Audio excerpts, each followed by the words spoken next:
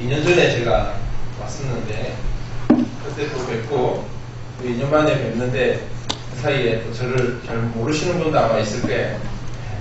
제가 한 10년 전에 이 교회를 같이 섬기면서 여러분과 함께 신앙생활을 했던 그런 좀 부족한 사람인데 여러분이 계속 기억해 주시니까 제가 너무 감사하고, 제가 한국 올 때 사실은 이제 본 교회가 없다 보니까 파송교회가 없으니까 오면은 장신교회가 제 파송교회라고 늘 또 우리 강장모님 비롯해서 모든 분들이 다 따뜻하게 맞이해주시니까 제가 늘 고향에 온 것처럼 늘 감사합니다. 정말 반갑습니다. 예. 예, 제가 설교를 그렇게 잘하는 건 아닌데, 근데 이제 케냐 있으면은, 아프리카 있으면 계속 영어로, 안 되는 영어로, 경상도식 영어로 설교하다가 한국에 오면은 이게 한꺼번에 한국 설교를 많이 하니까 너무 기분이 좋습니다. 그래서 잘 못해도 그냥 막 하는 거예요. 막 하니까 여러분이 저 다른 목사님에 비해서 좀 잘 못하네, 아마 그런 생각이 들 수 있을 거예요. 왜냐면은 제가 한국 설교를 많이 안 하니까 그게 좀 부족하더라도 저 아프리카 총구석에서 와서 그래도 하고 열심히 한다 생각하시고 이렇게 같이 은혜를 받았으면 좋겠습니다. 제가 재작년에 왔을 때도 여기 장신교회 성도님 가운데서 병중에 계신 분들이 있어가지고 많은 분들이 기도를 부탁하고, 그래서 제가 오늘도 이렇게 뒤에 앉아 있으면서도 그때 참 편찮으신 분들이 있었는데 어떻게 지금 건강해지셨는가 이런 생각이 들었었어요. 그래서 제가 부족하지만은, 제가 뭐 특별히 능력은 없지만은 하나님께서 또 능력이 있으니까 제가 또 이렇게 하는 설교 말씀, 오늘 드리는 예배 가운데 여러분이 가지고 있는 질병들도 깨끗이 낫는 그런 역사로 함께 있기를 주의 이름으로 축복합니다. 아멘. 아멘. 예. 제가 오늘 출애굽기 4장 말씀을 가지고 여러분과 같이 하나님의 말씀을 나눌 건데요. 이 4장 말씀을 우리가 나누기 전에 출애굽기 3장 내용을 좀 알아야 됩니다. 출애굽기 3장 내용은 여러분이 아시는 것처럼 그 호렙산이 있어요. 호렙산에 이스라엘의 호렙산이 있는데 그 호렙산을 3장 1절에 보면 하나님의 산이다라고 나와 있어요. 하나님의 산 호렙 이렇게 나와 있습니다. 그 호렙산에 어느 날 가시덤불이 있는데 그 가시덤불이 불이 확 타면서 이게 꺼지질 않는 거예요. 보통 이 나무가 불타더라도 뭐 한두 시간이면은 불이 다 타버리고 꺼져야 되는데 이게 꺼지질 않는 거예요. 어느 기간 동안 타고 있었는지에 대해서는 성경에 말씀하고는 있지는 않습니다. 하지만은 우리가 볼 때 산에서 불이 일어났는데 그게 안 꺼지면은 적어도 하루 이틀 이상은 타고 있어야 사람들이 저게 왜 안 꺼지지? 하고 궁금해하고 거기를 가볼 수 있을 거예요. 모세가 이 호렙산에 올라갔습니다. 왜 안 꺼질까? 한번 내가 가서 봐야겠다 이렇게 올라가니까 거기에서 하나님의 음성을 듣게 됩니다. 하나님께서 여기는 거룩한 곳이니 내 신발을 벗어라. 모세가 신발을 벗고 하나님 앞에 섰어요. 하나님 앞에 섰는데 우리가 이 모습을 볼 때 이것을 다르게 해석을 하면요, 우리의 가장 더러운 것이 신발이에요. 우리는 손은 더러워도 어쨌든 또 손으로 음식을 먹기도 하고, 그리고 뭐 묻으면은 손등으로 닦고 다른 데로 다 닦을 수 있어요. 그런데 여러분 신발 가지고 뭐 밥을 퍼먹고 그러진 않잖아요. 뭐 그러시는 분 있습니까? 대답을 아무도 안 하시지. 그렇게 안 하잖아요. 그게 신발이 제일 더럽다는 게, 세상 다니면서 제일 많이 흙을 밟고 제일 많이 먼지를 묻고 더러운 거 다 묻히고 다니는 게 신발이니까 하나님이 그 신발 벗으라는 거예요. 우리의 죄악을 벗으라는 거예요. 우리의 더러운 것 벗고 하나님 앞에 서라고 지금 하나님 말씀하십니다. 모세가 그 더러운 신발을 벗고 하나님 앞에 섰어요. 하나님 앞에 서니까 하나님이 하나님의 계획을 말씀해 주십니다. 3장의 말씀을 보면은요, 하나님이 이제 애굽 땅에 있는 저 이스라엘 백성들을 다 구출해서 이제 가나안 땅으로 옮길 것에 대해서 하나님이 그 이전부터 가지고 계시던 계획, 하나님의 꿈, 하나님의 비전을 모세에게 이야기를 해줍니다. 모세가 그걸 받았어요. 이제 모세의 사명이 됐습니다.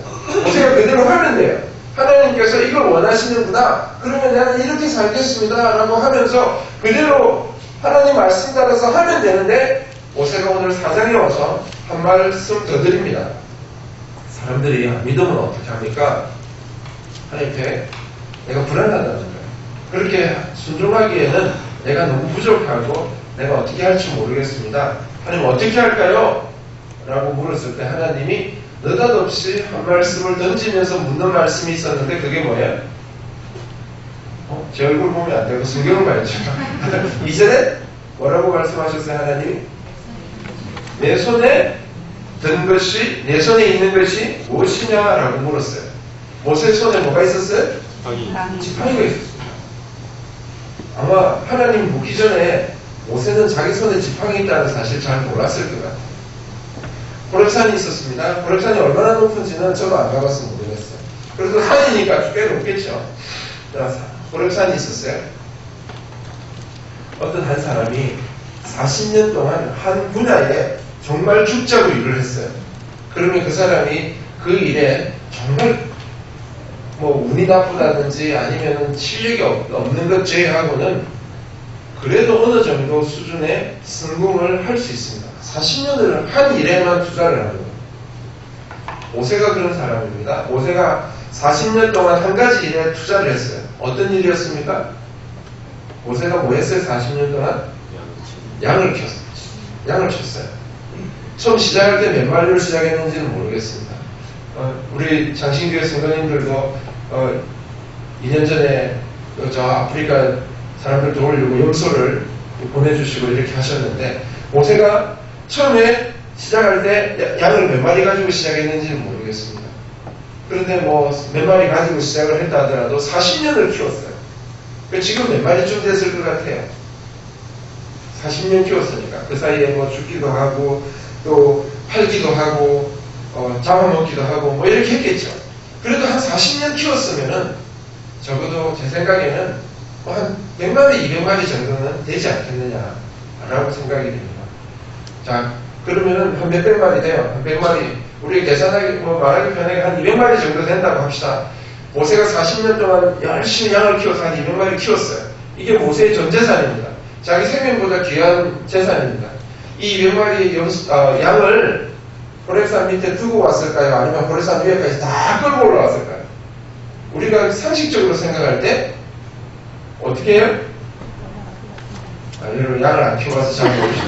네? 제 생각에는 호렙산 밑에 두고 옵니다. 왜냐하면 그 험한 산에 이스라엘 산에 가면은요 풀이 별로 없어요. 다 흙이고 바위 투성입니다. 거기에 양을 끌고 올라간다는 게 이게 말이 안 되는 이야기거든요. 그러면 다 두고 간다는 거예요. 이 양은요 모세의 생명 같은 양입니다. 이 양을 지키기 위해서 사자하고도 싸울 수 있고요 늑대하고도 싸울 수 있는 게 모세의 입장입니다. 목자의 입장입니다. 그런데 그 생명같이 귀중한 양을 어디다 두고 왔어요? 제가 얘기했는데 어디다 두고 왔어요? 산 밑에 두고 왔어요. 늑대가 와서 잡아먹어도 먹을 수도 있는 거예요.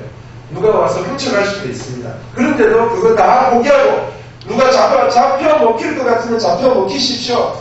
훔쳐가려면 훔쳐가십시오. 나는 하나님 만나기 위해서 호렙산 올라갑니다.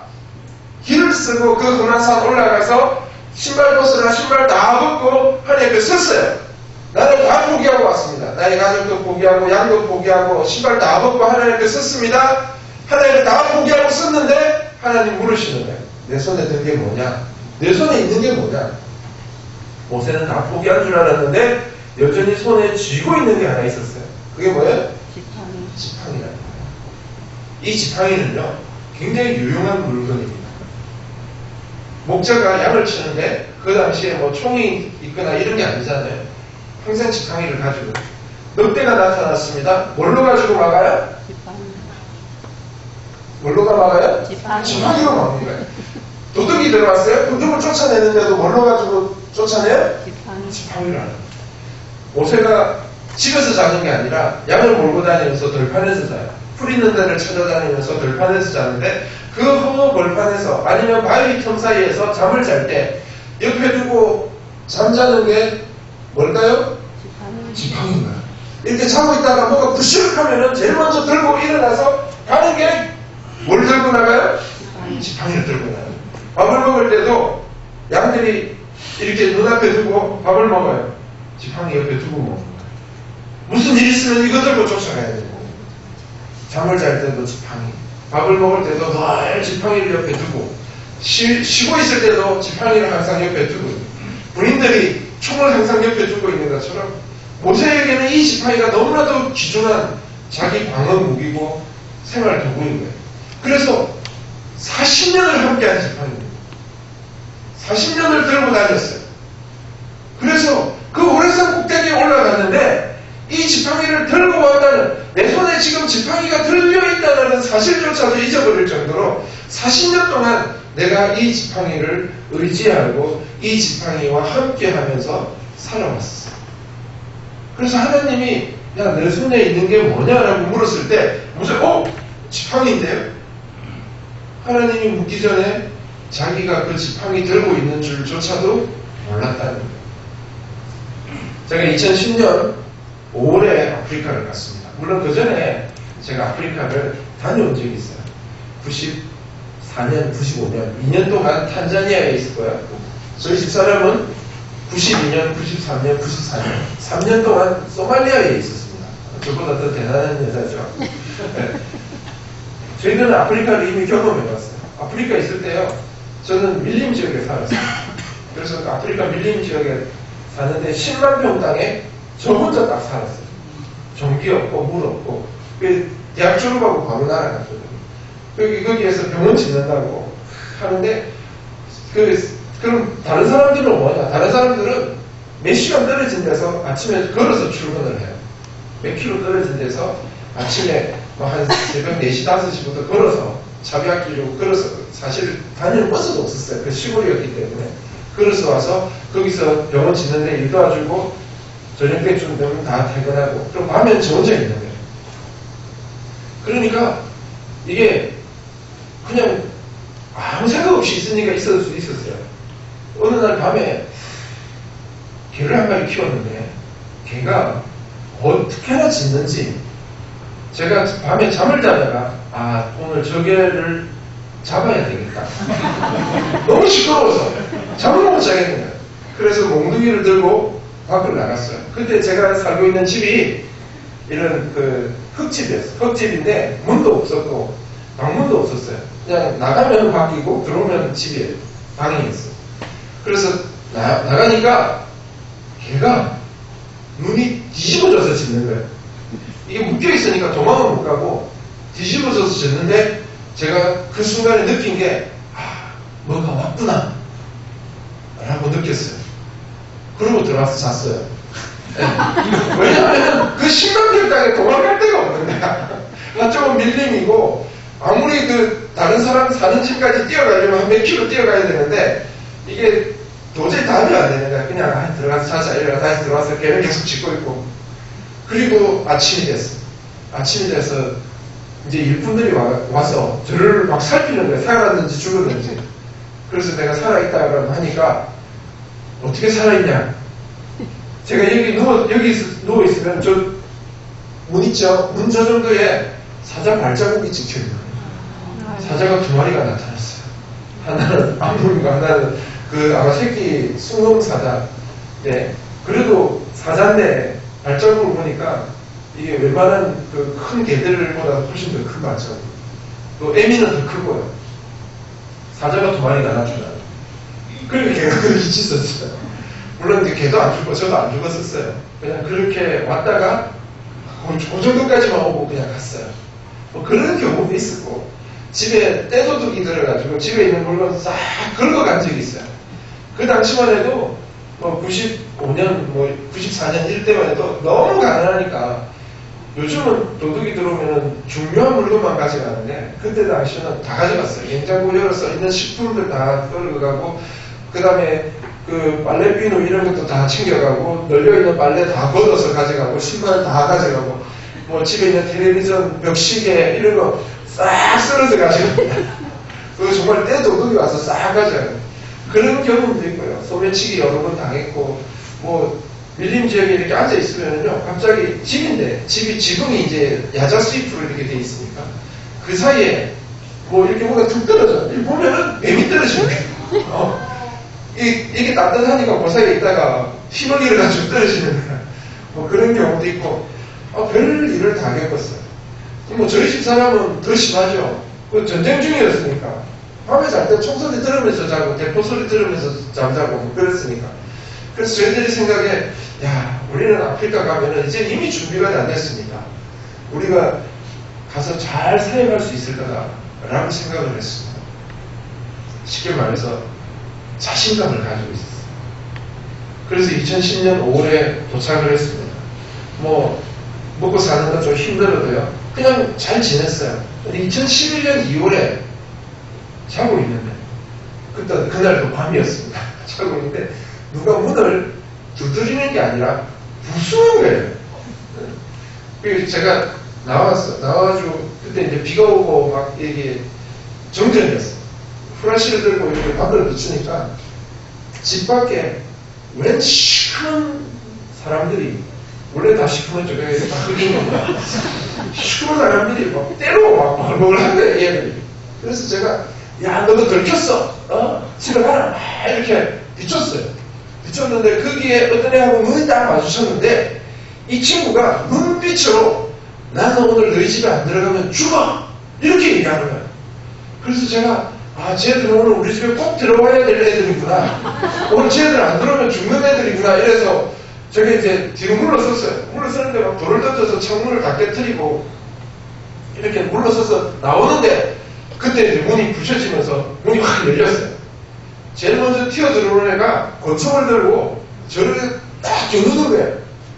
이게 근데 이제 달빛에 비치니까 총 같은데 진짜 총인가 가짜 총인가 뭐 이런 생각도 들고 순식간에 야 지가 설마 쏘겠나 이런 생각도 들고 이래가지고 그래 겨누고 있는데 저는 안방문 열고 들어왔어요. 그래서 문을 잠그려고 하니까 이게 집이 너무 오래돼가지고 이게 잠그는 게 잘 안 되는 거예요. 오물을 딱 막고 있었어요. 그 얘들은 또 이게 열고 들어와야 그걸 훔쳐갈 수 있으니까 막 문을 부수려고 하고 그러면서 생각하기를 계속 막고 있으면은 얘가 총을 쏘면은 이제 문이 튼튼한 문이 아니라 이 합판으로 된 거니까 총알이 뚫고 제가 맞을 수 있잖아. 그래서 열어줬어요. 열어주고 무릎 꿇고 이렇게 다 저보다가 있었죠. 그러니까 뭐 돈 내놓으라고 해서 돈 다 가져가고 뭐 노트북이며 애들 mp3 우리 연주가 베개 밑에 이렇게 전자수첩하고 음악 듣고 있었는데 그 애 깨워가지고 베개 밑에 덜쳐가지고 그것까지 다 해서 싹 들고 나갔어요. 들고 나가면서 그 총을 들고 있는 애가 저를 한 대 딱 찼어요. 찼는데 그게 여기 아래 입술에 맞았는데 이게 안에 이빨하고 부딪히면서 이게 찢어져 버렸어요. 그래서 제가 딱 맞고 딱 쓰러졌어요. 쓰러졌는데 순식간에 일어난 일이기 때문에 왜냐면 어두운 데서 총을 겨누고 있다가 애가 찼는데 제가 딱 넘어지면서 딱 일어날까 하다가 일어나면 한 대 더 맞을 것 같아요. 그래서 가만히 누워 있었어요. 그러니까 애들이 이제 막 물건을 다 챙기고 무릎 나가더라고요. 그 다음날 돼가지고 이게 병원 가서 이렇게 키웠어요. 다 키웠는데 이게 붓기를 시작하는데 입이 이렇게 붓는 거예요. 그전에는 입이었는데 이제 주디가 되어버렸어요. 그래가지고 뭘 먹을 수가 없으니까 모든 음식을 다 갈아서 빨대로 이렇게 빨고 이게 한 달 넘게를 그렇게 살았습니다. 그렇게 살면서 하나님 왜 저에게 이런 시련을 주십니까?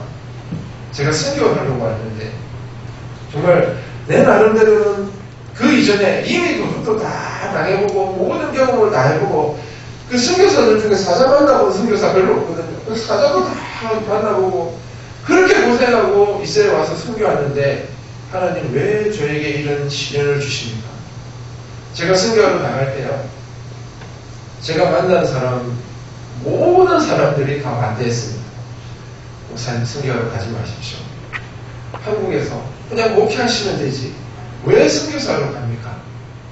심지어 어떤 집사님들은 밥을 사줘가면서 목사님 가지 마십시오. 제가 이제 하동 쪽에서 여기 장신교회하고 그 다음 하동교회 갔는데 하동교회 사실 저를 담임으로 세우려고 저를 청빙에 간 거거든요. 그래서 여기서 그냥 담임하시면 되지 왜 그 아프리카를 나가시냐고 그렇게 저를 떠들어봤습니다. 저를 아는 대부분의 사람들이 웬만하면 나가지 않는 게 좋지 않습니까? 라고 했어요. 저희 어머니는요, 저희 집 마당에, 저희 집 남해거든요. 남해 그 마당에서 저를 붙잡고 하루 종일 우시는 거야. 뭐, 가라, 오라 말도 안 해요. 그냥 붙잡고 우시는 거야. 제가 장남장손이니까. 우시다가 나중에 한참 울고 난 뒤에 이제 결론을 내리시고, 우리가 이제 딸 3명 갖고 그 다음 아들을 낳았어요. 그래서, 야, 딸들은 가서 죽더라도 아들은 두고 가라. 우리 희찬이를 두고 가라. 그렇게 나중에 할 정도로 정말 모든 사람들이 다 반대하는데 그 반대 무릅쓰고 화성교회도 없이 재정적으로도 여의치 않는데도 불구하고 내가 믿음 하나 하나님 앞에 순종합니다라는 마음으로 이 아프리카까지 왔는데 하나님이 이게 뭡니까? 알 때로 이렇게 음식 먹을 때마다 이게 너무 힘들고 아픈 거야. 그때 하나님이 저에게 주신 말씀이 오늘 이 출애굽기 4장 말씀이었습니다. 하나님이 저에게 물으시더라고요. 내 손에 있는 것이 뭐냐? 저는 하나님을 다 포기했다고 생각했어요. 하나님, 저는 양머리요. 다 호래산 밑에 다 버리고 왔고요. 하나님 신발 벗으라니까 신발 다 벗고요. 그렇게 해서 하나님께 썼는데 여전히 내 손에 가지고 있는 게 있었다는 거예요. 그게 뭐냐? 저에게는 인간적인 자신감이었어요. 내가 할 수 있다. 내가 이때까지 가지고 있는 경험과 내가 가지고 있는 지식 가지고 얼마든지 선교 사역을 할 수 있다라는 저 나름대로의 자신감이었던 거예요. 하나님 그거 끊으시는 거예요. 사랑하는 성도 여러분, 우리가 그런 거 가지고 있을 수 있습니다. 내가 가지고 있는 이 물질, 이거 내가 이 물질 가지고 뭔가를 할 수 있다. 내가 가지고 있는 권세, 이 권세 가지고 뭔가를 할 수 있다.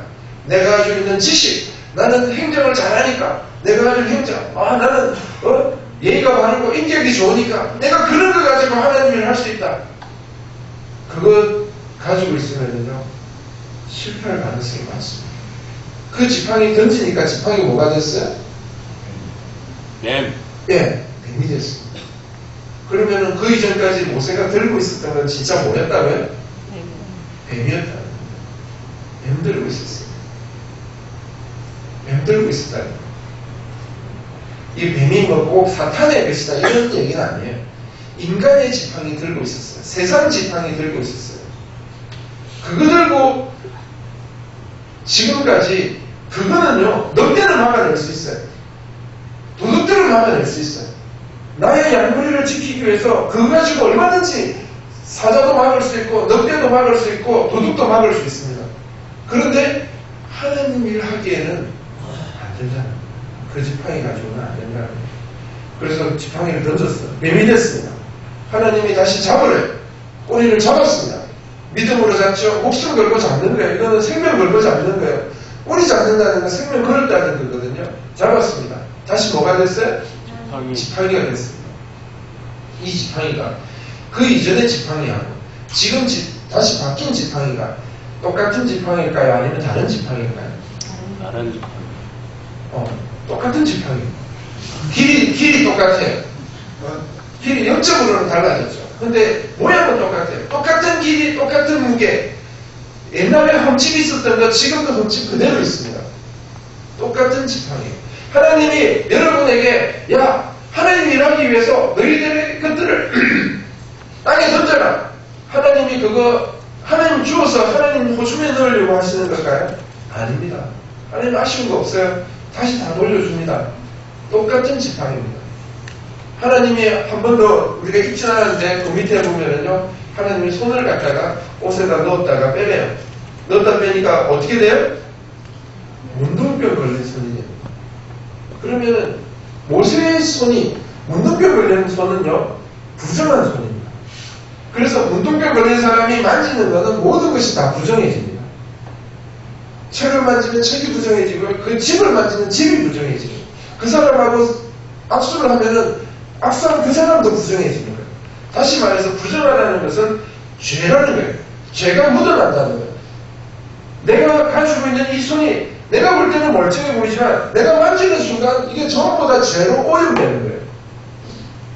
그걸 하나님이 다시 넣었다가 뺐습니다. 원래대로 되었어요. 이왕 넣었다가 뺐는데 좀 20대 손으로 좀 부드러운 손으로 바뀌냐? 그게 아니라 원래 손, 80살 할아버지의 손으로 그냥 되는 거예요. 모세가 이전에 넣기 전에 있었던 그 손 똑같은 손이 되었어요. 바뀐 건 하나도 없습니다. 하지만 이제 문둥병 걸린 죄악의 손이 아니라 이제는 하나님의 손이 되는 거예요. 옛날에 그 뱀 지팡이가 아니라 이제 하나님 앞에 던졌다가 다시 받으니까 이게 하나님의 지팡이가 되는 거예요. 똑같이 생겼는데 달라졌습니다. 출애굽기 4장 17절 말씀 뭘 한번 읽어보겠습니다. 4장 17절 너는 이 지팡이를 손에 잡고 이것으로 이적을 행할지니라. 아멘. 아멘. 바뀐 손으로 바뀐 지팡이를 잡고 이적을 행해요. 제가 말씀드렸죠. 그 이전에는요 늑대가 쫓아내고 도둑이나 막아내는 그런 지팡이였습니다. 이제 그 지팡이가 모세가 들고 홍해 앞에 섰습니다. 어떻게 했어요? 자기 손으로 지팡이를 드니까 홍해가 어떻게 돼요? 갈라져. 이스라엘 백성들이 목이 말라서 광야에서 목이 말라서 목이 말라.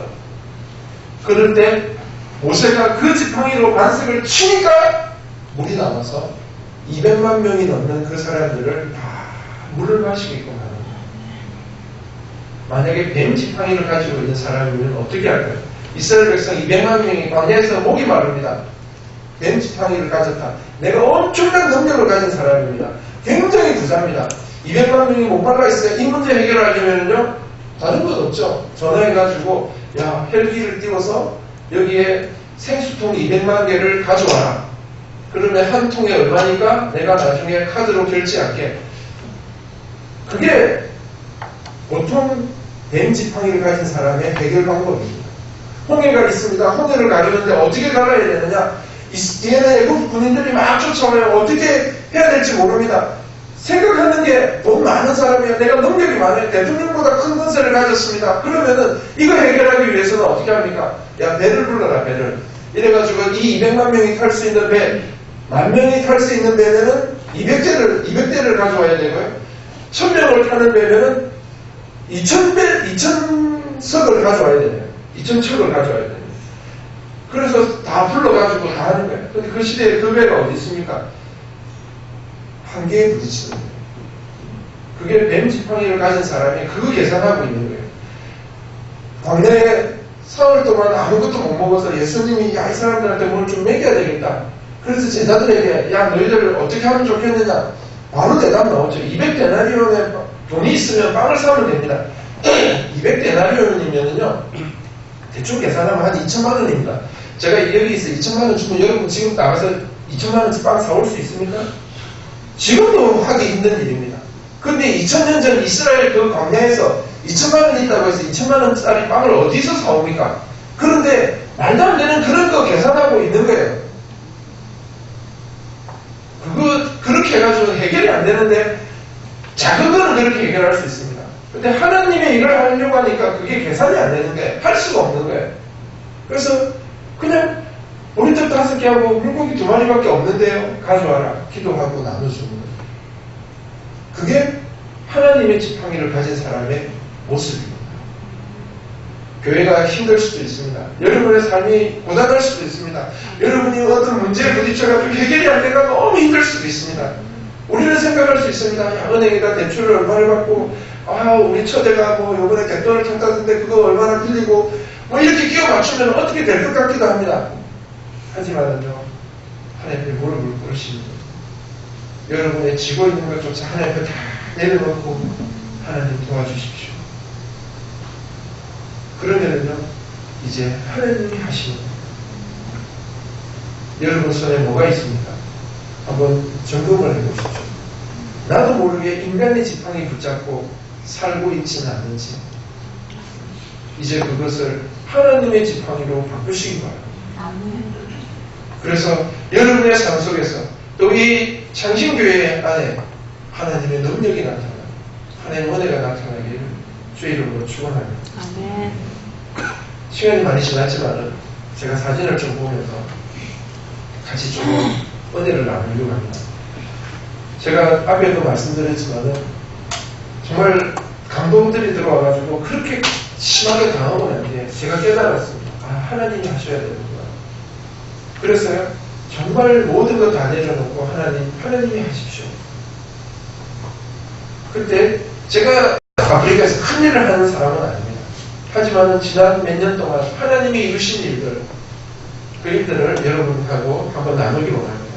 여기가 강겜이라고 하는 빈민촌입니다. 여러분 보시는 것처럼 양철로 그냥 조그만 집들입니다.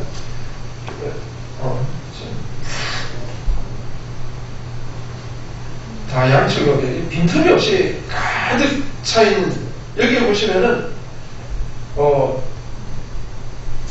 이쪽이죠. 이쪽에 보면은 대문 흑대니 하나 쳐져 있죠. 잘 안 보이십니까? 흑대니 같은 거 분홍색 비슷하게 하나 쳐져 있습니다. 그 옆에 창문이 조금 보입니다. 거기가 한 집입니다. 한 집이고 그 뒤에 하얀 천이 하나 흘러거리죠. 거기서부터 그 뒤에 창문까지도 한 집입니다. 그 집의 크기가 요 강대상보다도 좁습니다. 거기에 5명에서 14명이 살고 있어요. 저도 어떻게 사는지 모르겠습니다. 들어가서 보는데 정말 좁습니다. 그냥 침대 하나 있고 그냥 그 소파 있고 음식은 다 밖에서 합니다. 수도 없죠. 상하수도 없어서 물 다 길러와서 그냥 씁니다. 그리고 집 앞에다 다 버립니다.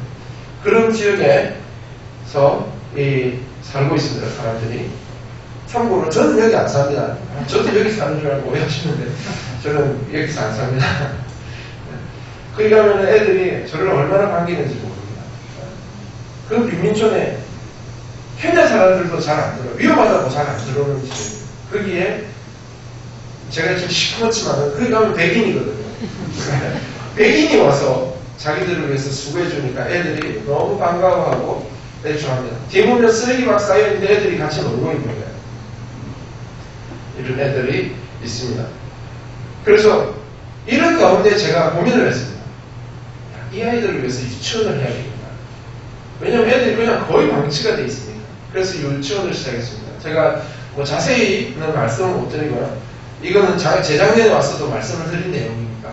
그래서 유치원을 하게 되었습니다. 유치원을 하는 동안 또 부모들을 불러다가 전도도 하고 교육도 시키고 그런 가운데 애들이 와서 계속 꼬박꼬박 줬는 거예요. 그래서 왜 그러느냐? 애들이 하루 한 끼를 못 먹는 애들이 너무 많은 거예요. 그래서 우리 유치원은 가르치는 것 이전에 일단 먹이자. 이래서 저희들이 애들에게 먹이기 시작했습니다. 그래서 유치원 급식을 무엇보다도 우선순위 하고 사실 이 애들이요 아무리 아파도 학교로 유치원을 옵니다. 배우러 오는 게 아니라 뭐 하래요? 먹으러 오는 거예요. 이 한 끼가 이 애들한테는 하루 식사예요. 그래서 꼭 옵니다. 아무리 아파도 밥을 먹고 가야 됩니다. 그렇게 애들 출석률 진짜 좋습니다. 우리 케냐 아이들이요. 케냐는 동물의 왕국입니다. 여러분이 6시, 5시 반인가 뭐 동물의 왕국 하는데 그 웬만한 것들은 사자 나오는 것들은 거의 아프리카에서 찍어가는 영상입니다. 많은 사람들이 케냐에 동물 보려고 다 옵니다. 관광객들이 옵니다. 그런데 정작 케냐에 사는 애들이 동물을 본 적이 없습니다. 동물을 보러 가려면 차비 내야죠. 가래 입장료 내야죠. 이거를 감당을 못하는 거죠. 그렇지만 한국에 있는 아이들은 동물원 안 가도 텔레비전으로 볼 수 있습니다. 그림책으로 볼 수 있습니다. 얘들 집에 텔레비전 없습니다. 얘들 집에 그림책 없습니다. 동물을 본 적이 없는 거예요. 그 사실을 알고 또 다른 교회에서 후원을 해서 저희들이 재작년, 작년 이렇게 동물원에 갔었어요. 갔는데 마침 이런 버스가 하나 서 있더라고요. 이렇게 그림 그려져 있는 버스가. 그 앞에서 기념사진을 찍었습니다. 사실 우리들이 타고 가는 차는 뭐 덜덜거리는 봉고차 타고 갔는데 기념사진만 이렇게 찍었습니다. 애들이요. 우리 뒤에 보이는 파란 건물이 저희 유치원이고요. 주일에는 교회로 쓰고 주중에는 유치원으로 쓰는 모습입니다. 애들이 뭐 조그만 과자 하나만 줘도 너무 좋아하고요. 그냥 빵에다가 소세지 하나 끼워줘도요. 너무 행복해하고 즐거워합니다. 그래서 지금 이 유치원은 어느 정도 자리를 잡았어요. 그래서 이제 다른 빈민촌에 유치원을 더 세우기 위해서 저희들이 이제 마을 주민들하고 의논하는 모습입니다. 제가 8월 달에 오기 전에 우리 앞에 본 그 빈민촌을 보셨죠? 거기에 유치원을 세울 자리가 없어요. 너무 집들 딱 붙어 있어가지고 세울 자리가 없어서 하나님이 지혜를 주셔가지고 기존의 교회의 지붕을 뜯고 그 지붕 위에다가 2층을 올렸습니다. 그래서 밑에는 1층이고 1층은 교회고 그 위에 2층에 지금 건물만 세워놓고 그리고 저희가 왔습니다. 이제 이번 8월달에 돌아가면은 교사 모집하고 애들 모집해서 시작해야 됩니다. 시작하면은 여러분이 기도해 주셔야 돼요. 유치원이 이게 사실은 원래 학비를 내고 이렇게 해서 운영이 돼야 되는데 이 빈민촌에서 하는 거는 처음은 한 몇 년은 계속 줘야 됩니다. 교사 월급도 줘야 되고 애들 점심값도 제가 다 내줘야 되고 그래서 여러분이 관심 가지고 기도해 주시면 감사하겠습니다. 이게 1층이고 2층 올라가는 계단입니다.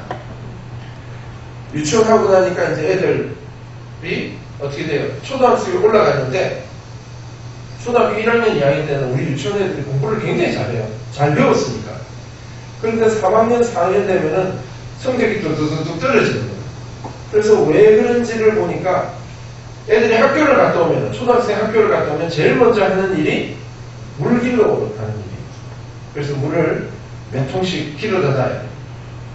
이게 뭐 줄도 서고 뭐 이렇게 또 집이 좀 먼 애들은 좀 멀리서 와서 길러가고 이러다 보니까 물을 다 길러놓으면 어두워지는 거예요. 어두워지는데 이쪽은 방에 책상이 없어요. 책상이 없는데 그래도 숙제라도 해가려고 하면은 불이 있어야 되는데 그 빈민촌에 불도 없는 거예요. 집마다 불이 없어요. 우리는 이 전등을 얼마나 많이 켰습니까? 불 하나 켜기가 할 수가 없는 거예요. 그러다니까 1학년, 2학년 때는 숙제가 없으니까 애들이 성적이 좋았는데 3학년, 4학년 때부터 숙제를 내주는데 숙제를 못해가는 거예요. 성적이 계속 떨어져요. 시험 기간에 공부할 수 있는 공간이 없어요. 공부를 못합니다. 성적이 계속 떨어지는 거예요. 그렇게 떨어지다가 5학년, 6학년쯤 되니까 이제 동네 형들 따라다니면서 같이 껌찍껌 하고 같이 이제 술 마시고 그러고 돌아다니면서 애들이 나쁜 길로 가는 거예요. 그래서 이 애들을 고치기 위해서 이제 공부방을 만들었어요. 뭐 다른 거 없죠. 전등만 켜고 책상만 갖다 놓으면 애들 공부할 수 있습니다. 그래서 저희들은 이제 유치원도 그렇게 만듭니다. 낮에는 유치원, 밤에는 공부방 이렇게 해서 애들 공부할 수 있는 여건을 만들고 이제 청년들은 이제 같이 또 끌고 다니면서 축구하는 거죠. 그래서 저희가 재작년에도 말씀드렸지만 저희 밑에 한 100명 정도가 있습니다. 얘들은 술 안 마시고 담배 안 피우고 주일마다 교회 다니면서 같이 성경 공부하고 유니폼 맞춰서 같이 입혀주고 이게 여자 축구단인 거예요. 여자 축구팀도 있고 12월 첫째 주에는 마을 사람들 다 초청해가지고 잔치를 합니다. 축구 시합 크게 벌여가지고 염소 한 3마리 잡고 작년 12월에도 염소 3마리 잡고 쌀 몇 푸대 밥해서 같이 먹고 하루 종일 이렇게 축제 잔치를 하기도 합니다. 재작년에도 보셨죠? 참 멋있는 사진이라서 제가 다시 가져왔습니다. 제가 이렇게 막 얘기를 해요. 제 말 하나도 안 듣고 저도 한 대로 쳐요. 그렇지만 그래도 옆에서 폼 잡고 있습니다. 예. 그리고 이제 마을 주민들한테 운가를 나눠줘요. 옥수수 가루인데 이게 주식이죠. 이 운가를 사람들에게 자주는 못 나눠주고요. 부활절이나 성탄절 이럴 때 나눠주고 또 누가 후원해주면은 그때 또 한 번씩 나눠주고 이 운가 이 한 봉지가 보통 한 1,000원 정도 해요. 근데 그거 한 번 주면은 그 한 끼를 한 가족이 먹을 수 있으니까 제가 나눠줄 때마다 오늘 저녁에는 우리 성도들이 이 마을 사람들이 밥은 안 굶겠구나 라는 마음으로 이렇게 나눠주는 거 좋아합니다. 여기는 마사이 지역인데 그 허브를판에 집이 별로 없어요. 저 뒤에 보이는 학교 건물인데 학교 운동장에서 뭔가 나눠주니까 사람들이 막 모여들었어요. 그래서 같이 집회하고 전도 집회하고 그리고 줄 세우고 뭔가 나눠주고 있는 그런 모습입니다. 네, 여기도 빈민촌에서 온갖 받아가는 아줌마 모습이고요. 이 사진은 교회도 별로 안 커요. 빈민촌 교회가 조그만데 애들 가득 들고 온가를 하나 주니까 애들이 온가 받고 좋아가지고 와 하는데 사진을 딱 찍었어요. 찍었는데 너무 처음 찍기 너무 어두워가지고 다시 조절해가지고 다시 딱 찍었는데도 애들은 안 보이고 온가만 보이네. 애들이 뭐 몇몇만 얼굴이 좀 보이고 나머지는 온가만 보이는 그런 사진입니다. 여러분이 보내주신 염소죠. 여러분이 보내주신 염소가 처음에 이제 19마리로 시작을 했습니다. 그리고 한 마리는 쑥놈이고 나머지 18마리는 암놈이었고요. 그런데 이제 키우다가 작년 초인가 하여가 제가 기억이 잘 안 나는데 하여튼 한 마리가 죽었어요. 죽고 나머지는 이제 새끼를 낳기 시작합니다. 그런데 어떤 거는 2마리 낳는 때도 있고 한 마리씩 낳고 이래서 지금은 거의 한 30마리 가까이 돼가고 있어요. 그래서 새끼를 낳으면은 어느 정도 좀 키워가지고 교회로 다시 가져옵니다. 그럼 교회에서 선정을 해서 염소가 필요한 가정이나 아니면 새신자 가정이 전도도 되고 또 그 가정에 하고 아직까지 이 염소의 젖이 충분하게 나오질 않아요. 그래서 원래의 계획은 젖을 짜서 이 젖을 판매하려고 하는데 아직까지는 우리가 판매까지는 못하고 그 과정에서 지금 소비를 하고 있습니다. 그렇기 때문에 애들이 사실은 저기에 시골에도 고기 먹을 일이 거의 없거든요.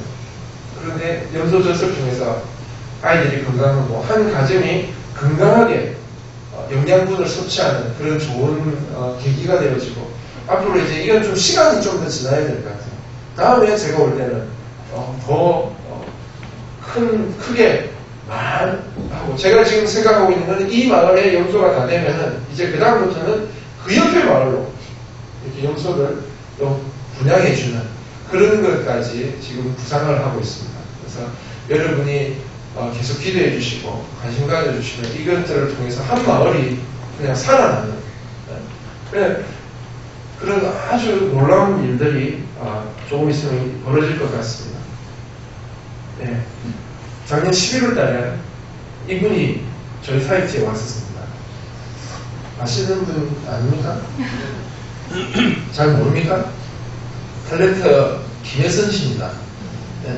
그러니까 저도 뭐 김혜선 씨가 누군가 드라마를 잘 안 보니까 잘 몰랐는데 얼굴을 보니까 아시는 분이더라고요.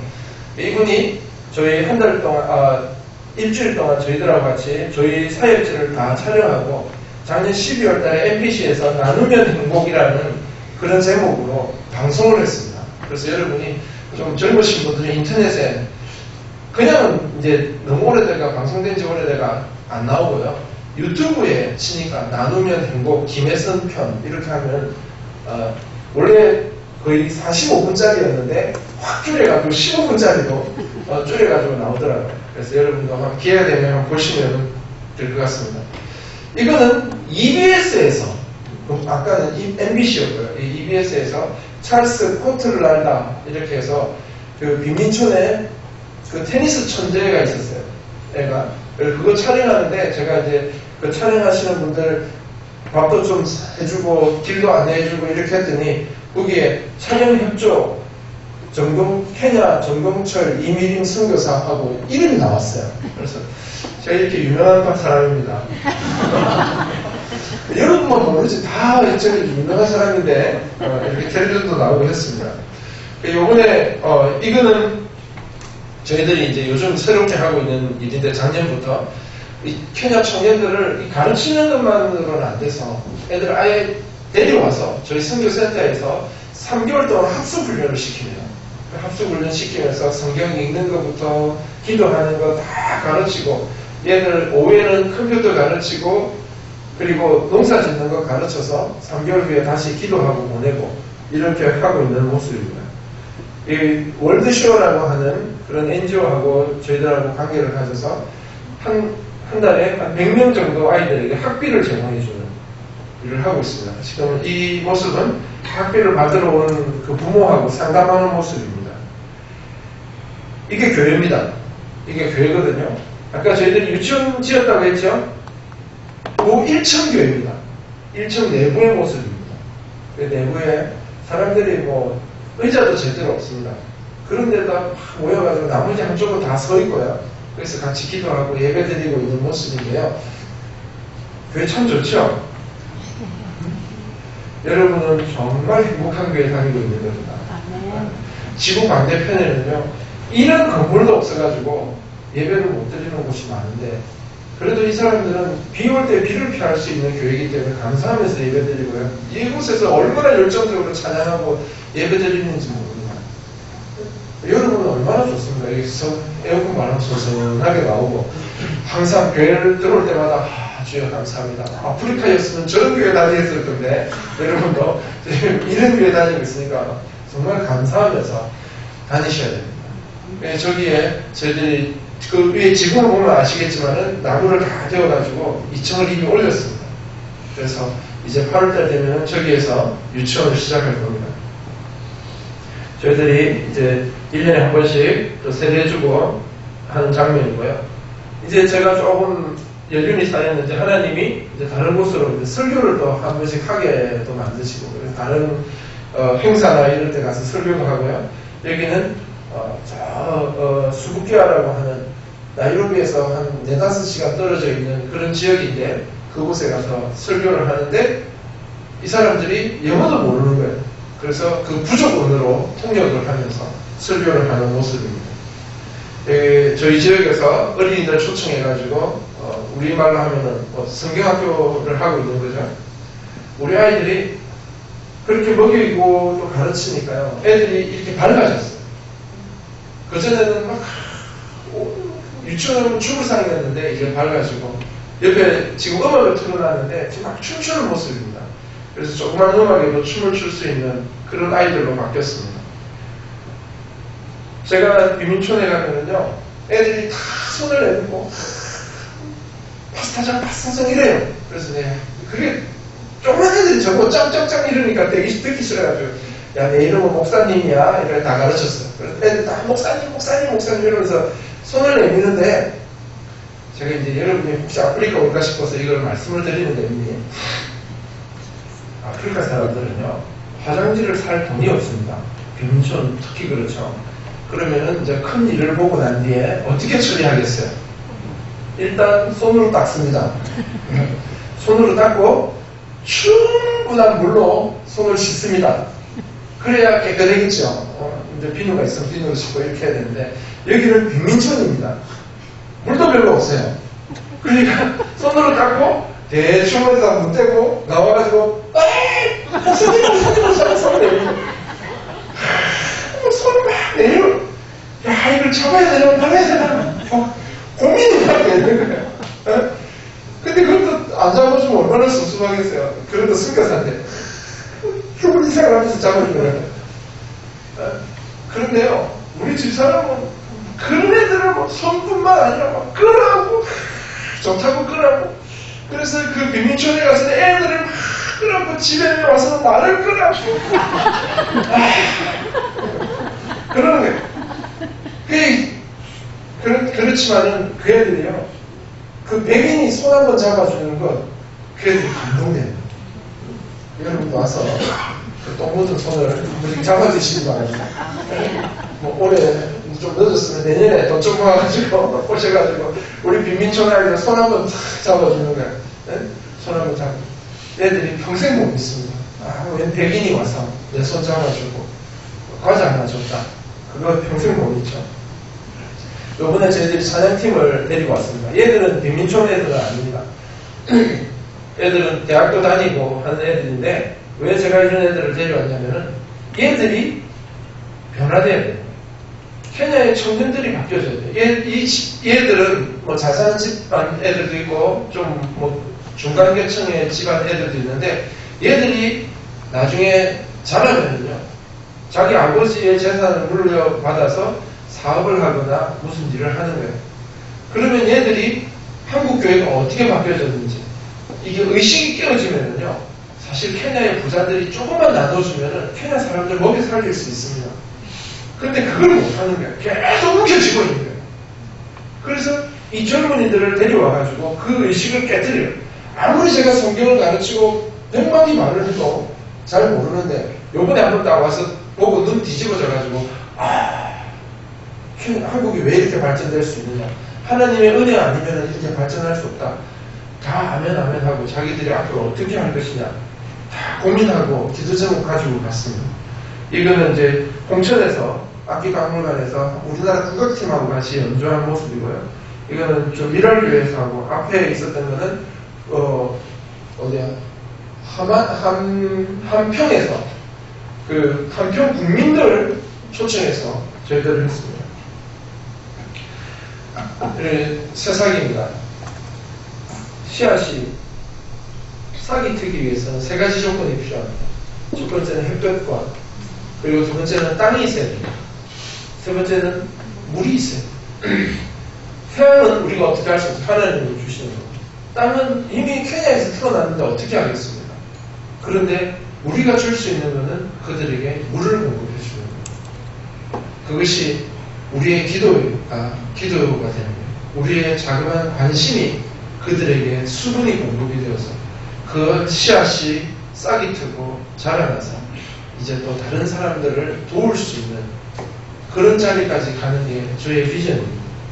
이 일을 사실은 제가 계획해서 했다면 아마 못했을 거예요. 하지만은 2011년 2월에 감동 만나고 내가 이 말씀 깨닫고 하나님 알겠습니다. 내 지팡이 버리고 이제 하나님 지팡이 가지고 합니다. 제가 후원금도 적은데 다른 선교사도 그렇게 얘기해요. 선교사님 어떻게 삽니까? 왜냐하면 애들 4명을 등록금을 내는데 그 등록금 어떻게 감당합니까? 집세 어떻게 감당합니까? 거기서 이런 사역들을 하는데 유치원을 운영하고 3개월 동안 애들 합숙 훈련시키면서 그 돈 어떻게 감당합니까? 저도 모릅니다. 계산하면은 답이 안 나오는데 그런데 한 번도 빚진 본 적이 없고요. 한 번도 그것 때문에 다른 사람한테 돈 빌리러 가본 적도 없고요. 하나님께서 지금까지 인도해 주셨습니다. 하나님의 지팡이를 가지고 있으니까 하나님이 매출하게 보내주시고 만나 보내주시고요. 하나님이 하시는 거예요.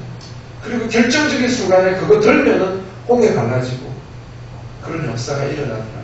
여러분의 삶 가운데서 사람의 지팡이, 인간의 지팡이, 세상 지팡이 이제 내려놓고 하나님 지팡이 붙잡음으로써 여러분의 삶이 이런 간증의 삶이 되고 하나님과 동행하는 삶이 되기를 주의 이름으로 축원합니다. 아멘. 아멘. 기도하겠습니다.